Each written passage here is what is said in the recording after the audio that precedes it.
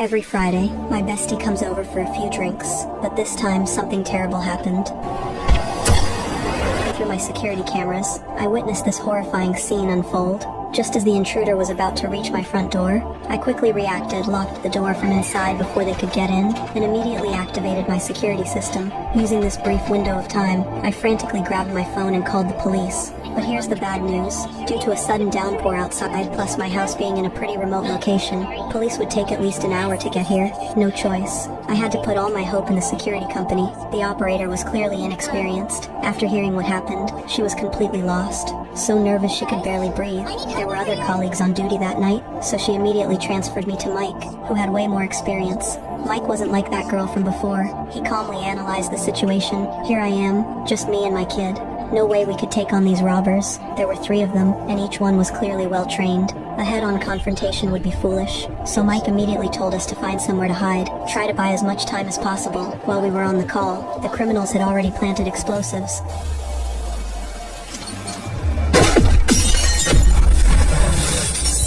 The blast instantly knocked me to the ground. Ignoring the ringing in my ears, I got up, grabbed my son, and ran for our lives. That's how we avoided getting caught. Mike discovered through remote monitoring there were 3 criminals total, 2 males inside the house, 1 female outside. These people clearly came prepared. They wore masks, and at every location they'd spray black paint over the cameras. Luckily, there were plenty of cameras around. Under Mike's guidance, we used the criminals' blind spots and successfully made it to the basement, although the security company also tried contacting police through their direct line. But how could the criminals not think of that? Before taking action, they had already arranged for one of their crew to cut the power to the bridge, leaving a bunch of officers stuck on the peninsula. Repairs would take at least half an hour. During this time, Mike could only try his best to stall for time, but the criminals weren't stupid either. After entering the house, they jammed all the signals in the entire building. Then at their leader's signal, the 3 split up to take action. The female criminal was tasked with hunting us down, while he and his partner each grabbed metal detectors, continuously scanning every corner of the room, like they were looking for something valuable. Soon one of the robbers found the basement.